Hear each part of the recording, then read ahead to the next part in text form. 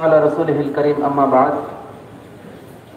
সম্মানিত উপস্থিতি, আলহামদুলিল্লাহ আমাদের জুলাইয়ের বিপ্লবী ভাইগণ একে একে আপনাদের সামনে আমাদের করণীয়গুলো প্রকাশ করছেন। আমাদের এই স্বাধীনতা, জুলাইয়ের যে স্বাধীনতা, এই স্বাধীনতা হঠাৎ করে হয়ে যায়নি। এর পিছন থেকে ১.৫ যুগ ধরে রক্ত, ঘাম, শ্রম, জান, মাল দিয়ে, বুকের তাজা রক্ত দিয়ে এই স্বাধীনতার দ্বার প্রাণ টেনে দিয়েছেন আমাদের কওমি উলামায়ে কেরাম। আমি আজকে সমাবেশ থেকে গভীর শ্রদ্ধা করে স্মরণ করছি হেফাজত ইসলাম বাংলাদেশ এর প্রতিষ্ঠাতা আমির শাইখুল ইসলাম আল্লামা শাহ আহমদ শফি সাহেব রাহিমাহুল্লাহ, হেফাজত ইসলাম বাংলাদেশ এর সংগ্রামী মহাসচিব, পরবর্তী নায়েব আমির কায়েদে মিল্লাত আল্লামা জুনায়েদ বাবনগরী রহমতুল্লাহ আলাইহি সহ আমাদের নেতৃত্বস্থানীয় যারা দুনিয়া থেকে বিদায় নিয়ে চলে গেছেন।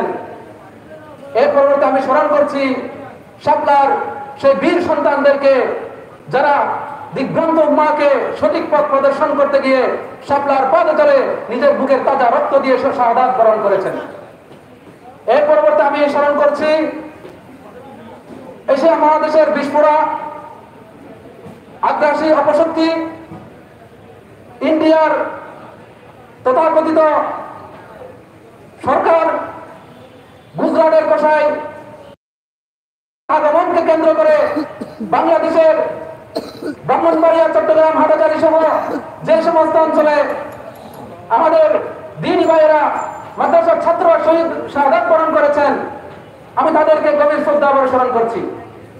এরপরে স্মরণ করছি জুলাই আন্দোলনে বাংলার লেডি হিটলার, রক্তচোষা খুনি শেখ হাসিনা ও তাকে সদল বলে এই দেশ থেকে বিতাড়িত করার পেছনে যারা নিজেদের প্রাণকে অকাতরে বিলিয়ে দিয়েছেন সেই জুলাই শহীদদেরকে। আমি একটি কথা আপনাদেরকে জানাতে চাই, এই আন্দোলন সংগ্রামের দীর্ঘ দাস্তানের পেছনে কিভাবে উলামায়ে কেরাম রক্ত, ঘাম, শ্রম, জেল জুলুম সহ্য করে এই পর্যন্ত জুলাইকে, আন্দোলনকে, সংগ্রামকে বাস্তবায়ন করেছেন। বিশেষ করে আমি বলতে চাই 2021 সালে নরেন্দ্র মোদীর আগমনের বিরুদ্ধে আমরা যে আন্দোলন করেছিলাম, আন্দোলন ছিল একদম শান্তিপূর্ণ। বাইতুল মুকাররমে শান্তিপূর্ণ সমাবেশের মধ্যে আওয়ামী লীগ, যুবলীগ, ছাত্রলীগ, কুত্তালীগ যারা আছে তারা মাথায় হেলমেট লাগিয়ে তাদের পেটুয়া বাহিনী নিয়ে একযোগে ঝাঁপিয়ে পড়েছিল, বৃষ্টির মতো গুলি করে আমাদের সাথী ভাইদেরকে আহত করেছিল। সেই খবর আমরা পাওয়ার পরে আমরা হাটহাজারীতে জুমার নামাজের পরে শান্তিপূর্ণ মিছিল আমরা করেছিলাম। অল্প সংখ্যক মানুষ নিয়ে শান্তিপূর্ণ মিছিল যখন হাটহাজারী থানা অতিক্রম করে যাচ্ছিল, ওসি রফিক কুখ্যাত খুনি, ভারতের রয়ের এজেন্ট, এই ওসি রফিক তার নেতৃত্বে তার পেটুয়া বাহিনী নিয়ে রাজপথে ড্রাগ রেঞ্জে ফায়ার করে আমাদের হাটহাজারী মাদ্রাসার 3 জন ছাত্র এবং একজন সাধারণ পাবলিক সহ 4 জনকে পাখির মতো গুলি করে হত্যা করেছিল। সেই ওসি রফিক এই খুন করে সে থেমে থাকেনি। এই ঘটনায় একে একে সে প্রায় 13টি 14টি মামলা দিয়েছিল আমাদের বিরুদ্ধে, এবং এই ঘটনা সে সংগঠিত করে হচ্ছে আমরা বড় বড় আন্দোলন করেছিলাম এই হাটহাজারীর বুকে, যে আন্দোলনের লেজ রয়ে গেছে হাটহাজারী মাদ্রাসার সামনে, মাথা কমপ্লিটলি ঘুরে বাস স্টেশন হয়ে কলেজ গেট হয়ে আবার লেজের সাথে এসে মিলে গেছে।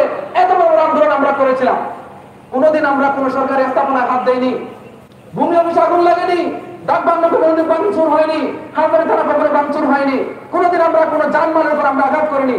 কিন্তু 21 সালে সেই ঘটনা যে পূর্ব পরিকল্পিত ছিল, ওসি রফিককে একজন হাটহাজারীর চেয়ারম্যানকে জিজ্ঞেস করেছিল, ভাই এই মাদ্রাসার ছাত্র সংখ্যা কয়জন? তাকে বলা হলো এই মাদ্রাসার ছাত্র সংখ্যা প্রায় 10,000। সে বলেছিল যে এখানে 5,000 না থাকলে কোনো অসুবিধা আছে? অর্থাৎ তাকে এখানে মিশন দিয়ে পাঠিয়ে দেওয়া হয়েছে হাটহাজারী মাদ্রাসাকে ধ্বংস করার জন্য, হেফাজতকে ধ্বংস করার জন্য।